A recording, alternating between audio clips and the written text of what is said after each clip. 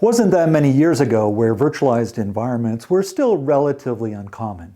Spring forward to today, and really virtualized environments are everywhere, whether it's full VMs, Docker containers, or even individual desktops now. A lot of desktops running Windows 11, for example, present themselves as being virtualized. And under the covers, they are, in fact, a virtualized environment. So we wanted to build in really great support for virtualized image detection, anti-cloning, and to ensure that you get properly paid for every single seat of the license that you sell to your customers. The way we do that is with a technique we call the nonce. So think of the nonce as being kind of a transient secret. So every time there's a communication between the application back to the Zentitle cloud, as part of the license refresh, we will generate a brand new nonce that comes back from the server that is then registered to that individual instance. So if that instance stores that nonce and then makes a subsequent request, they have to provide that nonce again.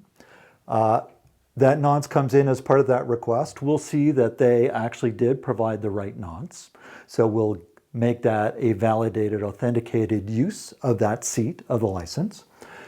And we will then generate a brand new nonce, right, which will then go back to the client. And so that will continue through that conversation. Now, if the process gets activated, so they get their nonce, then they clone themselves. So both process 1 and process 2 will then have the same secret. The first of these that then do that refresh request will have that seat be validated by the Zentitle cloud, and then that will generate a brand new nonce back to whichever process made that request. But now one of those two processes will no longer know the current nonce that was just refreshed. And so when they do a refresh, they won't have the correct nonce and the request will be denied. Now, when the request is denied at that process, they realize, hey, we don't have a seat because we lost it to a clone, etc.